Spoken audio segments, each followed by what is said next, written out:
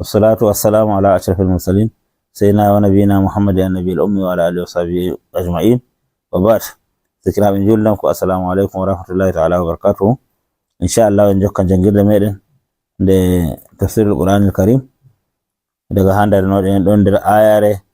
inna la yastahi an yadriba masalan ma ba'udatan yan dum bolo hala qissa ma'mun do min barmudo wa kana al-ma'mun fi alamin bari fa alayhi zubabu فدرد هو وقاله مرارا ودرد ولم يقدر له على شيء فارسل الى ابي هذيل عالم في المدينه يساله ما الحكمه في خلق هذه الاشياء وقال له خلق الله هذه الاشياء اذلالا للجبابره امثالك وان الملك الجبار اذا جلس على كرسيه يقع الذباب على عائله ويقع عليه ولا يقدر ان يرده قال له صدقت لهذا خلقه الله تبارك وتعالى. مامون goddo lamdo jaggido toñotodo to sai o jodi ha fada mako jodi do koral law mako sai bubu wari bubu on wara o bokko bubu o farta bubu loro wara takkodo mako o bokko o farta bubu wadi num chili to o wawai bo o heba o bari bubel ngel o heba bo o farta ngel dilli bubu kan dum fedimo to sai o leli faago e modi bo zawon mako be Abu Huzaili kanko on anduro gonno der wuro gon so jomata mo dum woni hikima ma Allah tagani hunde leskon kon irin bubu sai la modi bo wiata mo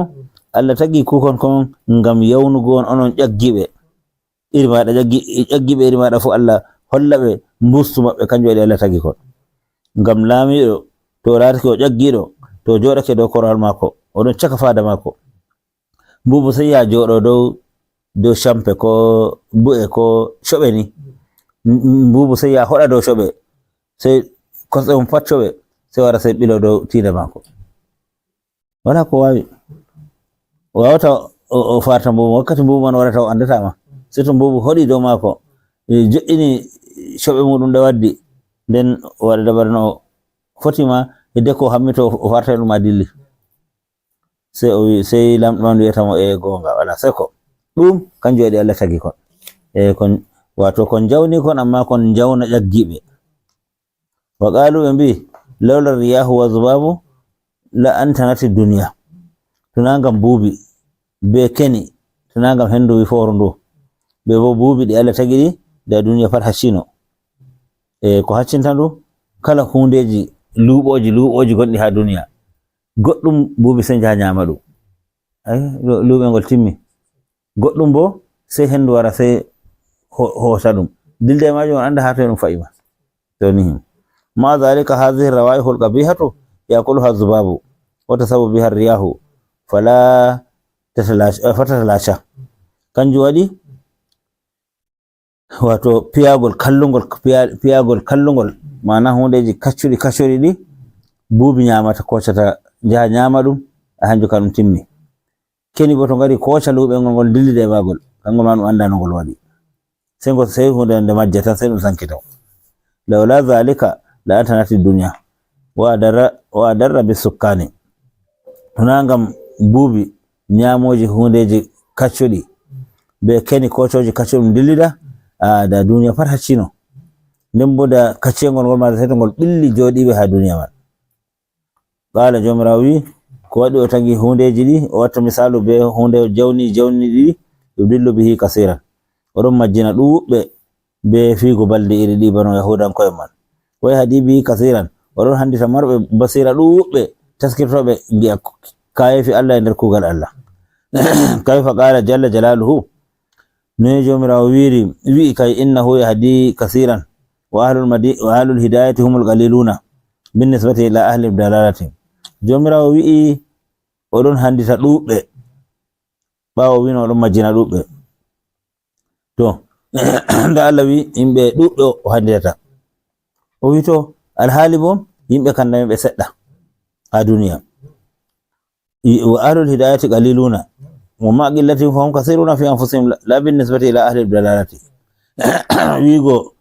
yimbe Allah wi no handita dubbe odon majjina dubbe ala da ko yete yimbe be kanditaaki buri dudugo do handitibe mana heferbe ko de be buri dudugo do julbe to amma bo sai Allah wi be dubbe to amma ko de be famarbe bo be sedda be famdai be dubbe ngam ko ko ɓe ƴefti ɗum hunde ɗunde kala goɗɗo goto fo imanu muɗum ko rondi Allah andi kenon to kanjum waɗi daranta ɗuɗugo limgal maɓɓe limgal julɓe e ɗuɗugo limgal heferɓe ana ɗuɗugo ɗum darata sembe julɓe e imanuji julɓe hanji ɗuɗɗini ɓe har ɓe ɓuri heferɓe doni nam wa aw ahlul haqqi walaw qallu humus sawadul azamu ko bo mbi'a yimɓe gonga mana yimɓe nuɗɗinɓe Allah ko a tawi ɓe seɗɗa amma hamɓe wiyete jama'are ɗunde ko waɗi ngam kamɓe woni ɗuɓɓe har ɓe nasti fu to ɗum konuma kamɓe jaloto kamɓe bo humon galibuna kamɓe on jaliɓe ha ɓe nasti pat a yi'a ɓe jalake ta tawi julɓe 10 e jooɗi nokkure tilmedam maɓɓe e nango sumsum maɓɓe e korjini ɓe mbiyata ɗum ko korjini maɓɓe to hefere tawɗa ko ɓe ujunere a nanta ko nanta ha julɓe ɗo joni a senen kamɓe ɗuɓɓe wal ibratu bihim kamɓe bo woni tasketeteɓe walakin fil haqiqati abdalluna aksaru min al muhtadina amma ha yi'ugo a yi'ai majjuɓe ɓuri handitiɓe ɗuɗuki wa dhalika li izzati l imani ngam tedduki imanaku goto Allah andi kerol ko rondi sey rondo hunde latinde duniya fu rondakinde ma ngam imanu mako wal istigna illahi tabaraka wa ta'ala nden bo ngam jeytoraki mako e Allah bana yadake teddugal mako a yefta gona inda humul izzatu walillahi al izzatu wa inna al izzata lillahi jami'an aya gokko ɗo walillahi al izzatu wa li rasulihi wa lil mu'minina teddugal kam Allah marigal sey lulaɗo mako sey mu'mini en to nde mu'mini en kamɓe ɓe ɗon mari teddugal ɓe ɓarnama e teddugal lulaɗo Allah ngal ɓarnama e teddugal Allah to kanjum waɗi sey ngal latingal ɓe tedduɓe ɓe ɓuri ko ɗume fu ko lutti bo pat warti ɗum jawni ɗum ko ɗum ɗuɗɗum bo wala ɗum jawni ɗum law sha'a la amana man fil ardi kulluhum jami'an to Allah man muyino kala mo leddi padda ko me kala ko Allah waddi bi'eteɗo ɓi adama e bi'eteɗo ginnol padda ɓe laatake ɓe noɗɗinɓe Allah man moyayi walaw sha'a rabbuka la amana man fil ardi kulluhum jami'an ni Allah wi to Allah joma to muyino da kala wonɓe leddi ndi ɓe pat da ɓe laatake ɓe nuɗɗini Allah walakin listigna'ihi anil khalqi ja'ala aksara al jinni wal insi ahla dalalati amma ngam Allah jenitiɗo wala ko annimo e tagdi ko ndi ɗon wala o jentake wato o jentiɗo accuki ndi ko ndi wala o jentiɗo accuki ndi sey o waɗi ɗuɗal yimɓe ɗuɗal ginnaji fu ɓe laati hamɓe ɓe majjuɓe ngam ko waɗi ɗum bawɗe mako e sembe mako wa ma yudillu bihi wala ko Allah majjinirta iri ballol ngol illa al fasiqina sey wurtiɓe ɗowtanaki Allah al kharijina wurtiɓe anda ati accuki ɗowtanaki jomirawo to ɗum ɓe alladhina yanquduna ahadallahi kamɓe woni fistoɓe alkawal Allah ma ahidahu ilayhim alkawal ngal Allah alkani ɓe fil kutubi nder defte bil imani bi muhammadin sallallahu alaihi wasallama wato nuɗɗinki annabi sallallahu alaihi wasallama Allah alkani yahudanko en to annabojo wari annabi muhammad wari sallallahu alaihi wasallama ɓe nuɗɗinamo ɓe tokkomo amma nde annabijo wari sey ɓe cali har ɓe mbina ɗum kanko ma to ni ahadullahi salasatun alkawe Allah ɗe tati al awwalu ma akhadha ala zurriyati adama yawma alastu bi rabbikum qalu bala alkawal arandewal ni kangal wongal daga nde Allah tagi ruhuji ɓiɓɓe adama en daga ɗon o wiyata ɗi alastu bi rabbikum qalu bala nami won jomi on na ɓe noti an won jomi min wasani alkawal ɗiɗaɓal ma akhadhahu ala rusuli ngal hokkillo e mako annahum idha adraku nabiyya sallallahu alaihi wasallam yu'minuna bihi wa yattabi'unahu to ɓe jottake zamanuru annabijo kamɓe annabo en ɓe acca kuuɗe ɓe tokko annabijo sallallahu alaihi wasallam ɓe nuɗɗinamo wasalisu alkawal tatawal ma akhadhahu ala al ulama'i ngal o ƴeftani modiɓɓe la tubayyinunnahu linnasi wala taktumunahu to a jangi a andi gonga ko yeso moye wi'u gonga ngam darago yeso Allah ɓuri hulnago ɗo darago yeso goɗɗo lamɗo to yiɗi o kalluɗo o ƴaggiɗo o moyejo o jangitowo an modibbo numtuno goɗɗo man yangitirtama fu waɗa yangata ko Allah yangitatama goɗɗo kanko waɗantama fu sa alaki o mbarma to mbarima na jamna o foti o tasnuma o tokkoba lahira o wiwa seto tombo seto ɓe jeehi ɓe jangitima na to gam majum ta hulu goɗɗo to ni wodi ko Allah andinma e dow ko Allah andinma ɗum gonga ta jaɓu mbiya a hulay goɗɗo a wanginta gonga ka gonga kam haka woni fu an kam ba andirɗa ka wi'uka tan to ni woni qa'ida wala taktumuna Allah wi ta shuɗe gonga bangine gonga bi'e ka yimɓe hadha al ahadu naqadahu al yahudu alkawal ngal wangingo gonga yahudan kon fistingal kangal ka yahudan kon fistingal e kurangal falamma ja'ahum ma arafu kafaru bihi hunde nde ɓe andi ɓe ɓuri komo andugo nde yarifuna hu kama yarifuna abna'ahum ɓe andi annabijo ɓe andiri ɓiɓe har Abdullah ibn Salamin oɗo wiya no andiri annabijo nder deftere maɓɓe ɓuri no andiri ɓiyiko oy gam ɓiyiko kam anda haqiqa ɗum ɓiyiko na kona ɗum ɓiyiko ma oy amma annabijo tindinore muɗum timmude ɓe tawi deftere maɓɓe amma nde ɓe ngari har ɓe paddoto yimɓe ma mbiya yimɓe na ɗum hanko na ɗum Muhammadu na ɗum annabijo man ta ɓe tokkomo to nihi ɓe fisti alkawal ngal ja'ala al ahada manqudan mana yahudanko'en ɓe ngaɗi alkawal ngal ɓe ngal pista ngal ka annahu ja'alahu hablan bano heɓe gartingal bano ɓoggol to alkawal sai ɓe warti bano ɓoggol ha yahudu nde ɓe giɗi fu ɓe fistagol nde ɓe giɗi fu ɓe kaɓɓagol li anna al ahada yusamma fi kalamil arabi hablan ahadu ɗum alkawal ɗum ɓoggol ɗum wiyete ha bolle araɓe kanjum waɗa to alkidama sai mbiya to a haɓɓi alkawal to a haɓɓi alkawal ba kaɓɓuɗo ɓoggol to goɗɗo fisti alkawal ɓe mbiya ɗum to fisti to fistayi ɓoggol man ɗon haɓɓi wona ngol ɗon haɓɓi to ni wali hadha jaza ta'biru bin naqdi kanjum waɗi Allah wi yanquduna ɓe ɗon pista alkawal Allah ɓe kaɓɓinogal bano ɓoggol haɓɓori amma fa jonta ka ɓe fistingal ɓe sadake e kurangal min baadi mi saqihi ɓawo bo haɓɓukingal holɗina kaɓɓol ngol ta'kidi hiɓawo ɓe shembiɗini alkawal hakkude maɓɓe e Allah ɓe mbi fakat to annabijo wari ɓe tokkotomo ɓe kala ko o wi fu ɓe jaɓay amma nde wari bo ɓe tokkimona ɓe tokkaymo ɓe cali wa yaqda'una ɓe ɗo taƴa bo ma amara Allahu bihi an yusala ko Allah umri sone bo sai ɓe taƴa ɗum min al imani bin nabi sallallahu alaihi wasallam nuɗɗinki annabijo Allah alkani ɓe ɗum nder deftere maɓɓe ɗum wajibi dow maɓɓe nde annabijo wari ɓe cali ɓe namo ay ɓe fisti ɗo bo ɓe taƴi umrore nde warrahimi Allah wi ɓe sumpotira caka maɓɓe ɗuma ɓe taƴi wala sumpotira caka maɓɓe yahudankejo ko jooɗi yahudankejo meeɗa yaranma ziyara ngam yidde ngam leñol ko hunde wonde caka muɗum tawi yahudankejo yillima woodi ko heɓata keɓal mako tan o tokki haaje mako tan to yi haaje mako humta ha maɗa donc no andi o tokkotoma fo o tokkete ngam haaje mako humta amma nani o yaha o tokkoma ngam woodi alkawal hakkunde moɗon ngam woodi leñol hakkunde moɗon ko ƴiƴam ko yidde fu wala o ngayri dalika e tanamaji wa yufsiduna fil ardi ɓe ɗon ngaɗa bononda ha leddi kamɓe yanquduna ahadallahi ɓe fistoɓe alkawal Allah bil ma'asi e gedde kala geddal pat ngal duniya e jonta ɗo to a tawa yahudanko en perningal gaddigal wa ta'wiqi anil imani kamɓe bo paddoto yimɓe accugo nuɗɗinki Allah nuɗɗinki annabi sallallahu alaihi wasallam kamɓe kanduno a ɓura ko moye nuɗɗingo annabijo ngam ɓe ɓuri andugo mo amma kamɓe cali nuɗɗingo mo har ma ɓe kaɗa goɗɗo ma ta nuɗɗinamo ulaika ɓeya to humul khasiruna kamɓe wiyete rusɓiɓe lima siri ngam hotuki maɓɓe elan naari ɓe tammi hotugo yiite almu'abbarate dumnetenge alayhim dow maɓɓe kamɓe kam yiite ɓe kotata bo ɓe dumoto nder yiite man jomirawo wi kayfa takfuruna billahi noye kufnantoɗon Allah ya ono yimɓe makka wa kuntum alhaali wa qad kuntum amwatan ande fanane on galano on mayɓe nutfan on toɓɓere mani bo nde dimmotona nde yahayna nde wolwayna nde wala ko nde watta ɗum hunde wande fil aslabi on ɗon nder ɓabbe babiraɓe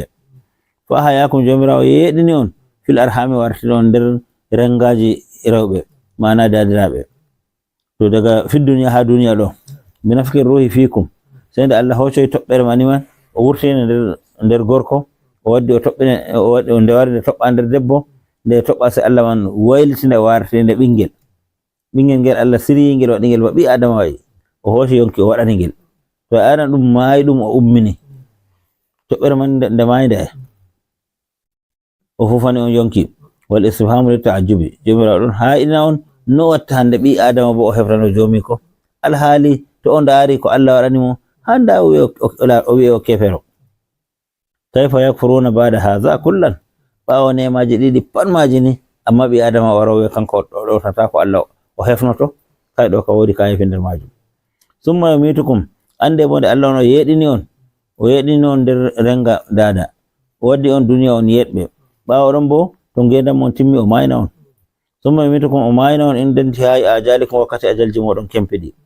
summa yuhyikum hoti o loro o yeɗina on bil ba'sa e ummugal nyande dangal bo ummina ko moye kala garduɗo yonki duniya ɗo fa sey to umminama toni summa ilayhi turja'una summa turja'una hoti lorneɗon ilayhi fago e jomirawo man ha ma kokkototon tura duna ba'dal ba'si ɓawo dargal darnama to ko moye kala ko wari duniya fu hotan ha Allah to hoti bo fo jazikum bi a'malikum o warjoto on kuuɗe moɗon ko moye kugal ngal huno to ngal bongal ma o wiya jaza'u boɗɗum barjari bondi to ngal kallungal ma o wiya barjari kallunde to ni no woni akhbara al-haqqu tabaraka wa ta'ala annahu khalaqa li bani adama al-arda na'am diko wa qala dalilan ala al-basi lamma ankaruhu to nde yahudan ko en jankiri ko bo hefere kando bo ko hefere makka kadi be jankiri ummungal be biya Allah umminta ko do be mayi fu mayi timmi ni be bi kambe heferbe sai Allah wi huwa allazi khalaqa lakum ma fil ardi jomirawo kanko on tagani on ko wonder leddi mana al ardi wa fiha kanko tagani on leddi e ko wonder mari fu jami'an kala majum o tagi o waddi dum lintanta fi ubi ngam naftoro don dum watata be taskito don budura mako e bawde mako Allah tagi leddi o waddi be adama o jo'in do mari kala ko wonder leddi pat be adama naftoto dum leddi ndi irte ndi hande ndi nyibire kayri warete nyibaloji fu nden ko wonder mari dum irta dum hebe jawdi nebbam ji diamond ji e gold ji kangeri ko andura panni der leddi dum irte nden to aawi leddi man funnantama haɗu ya ɗum mawna ha ɗum ɓenda ɗiɗi pat maji ɗum nemaji Allah warani ɓi adama o naftoro leddi e ko nder leddi ɓe koƴa kaaje leddi ɓe jaha ɓe pusa ɗe ɓe gaɗa laabi boɗɗi ɓe koca kaaje ɓe pusa ɗe ɓe jaha ɓe mahira ko ɓe giɗi huugo fu ɓe ɗon kura ɗum e leddi e ko e nder maari to jami'an kala majum Allah tagani on ɗum onon yimɓe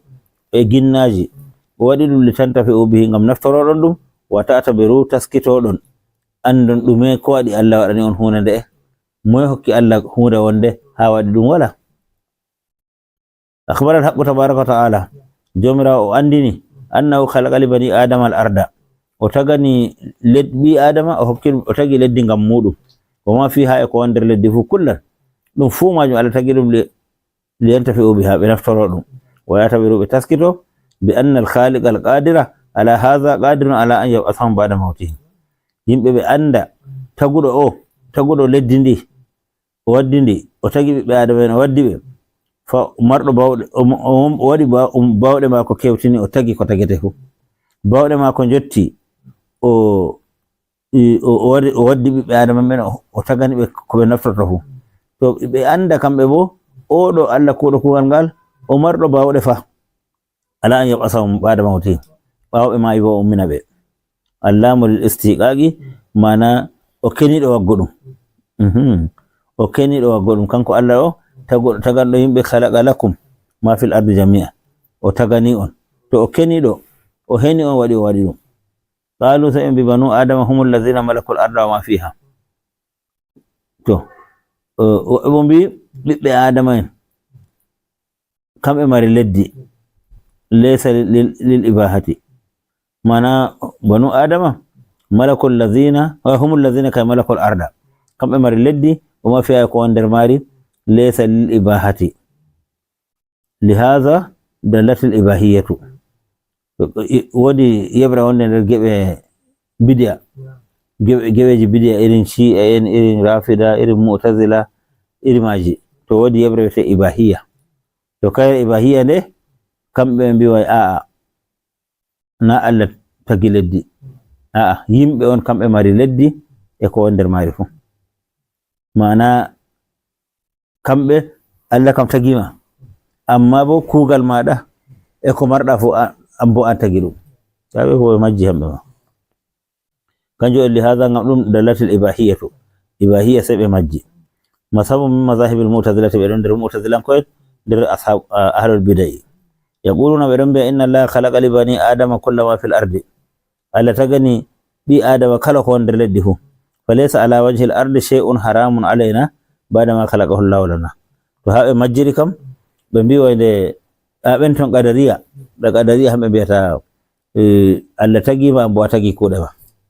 to ɓe bo ɓe mbi'ay nde Allah wi tagani en ko won nder leddi fuu to majum wala karmuɗum ko ɗume ko kotuɗa naftoɗa pat ɗum dagi ɗum ñamgo shangu yargo mbal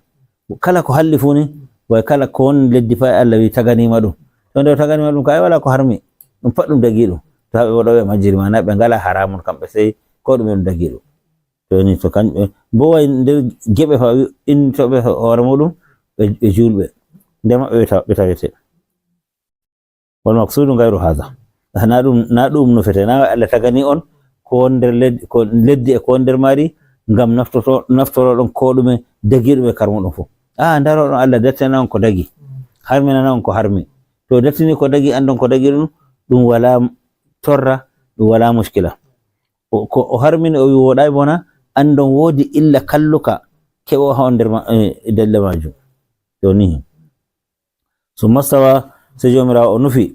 ila samai o nufi asamanji bada kalqil ardi qasada ila samai nde o tagi leddi sai o nufi tagugo asamanji bo kanji ma o tagi ɗi fasawwahunna sai o latini ɗi hanjum sayyarahunna o waɗi ɗi sab'a samawatin asamanji jeeɗiɗi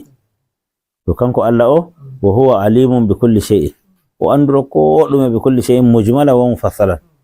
e jumla majum Allah ɗon andi ɗum to a sendi gotel ma Allah ɗon andi ɗum kanko waɗi ɗum ay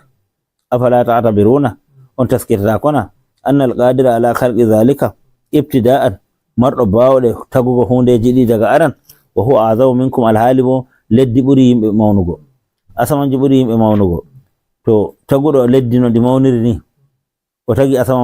mo mawniri ni ɓi adama bo yi'a famɗugo tagdi muɗum Allah oɗo qadirun ala i'adatikum o on bawɗe wartirgo o tagi leddi ma e mawnugo maari e ko ɗume o tagi asama e mawnugo muɗum e ko ɗume sakko ngam ɓi adama ngel o waɗi petel ni ummingo ngel saɗanta mo saɗata khalaqalakum ma fil ardi jami'an jomirawo tagani on ko won nder leddi fuu summa stawa ila samai fi hadhihi al-ayati nder aya kaɗo ka anna khalqa as-samai ba'da khalqi al-ardi nandini wato tagu asamanji ka sai nder leddi taga nen asamanji taga amma fi suratin nazi'ati ɓawo nder suratul nazi'ati bo Allah wi wal arda ba'da zalika dahaha ɓawo Allah waɗi asamanji timmini amis sama'u banaha rafa'a samkaha fasawwaha wa aqdasha laylaha wa akhraja duhaha nden o wi wal arda ba'da zalika dahaha o mahi asamanji banaha rafa'a samkaha o tawni ɗi fasawwaha o fondi ɗi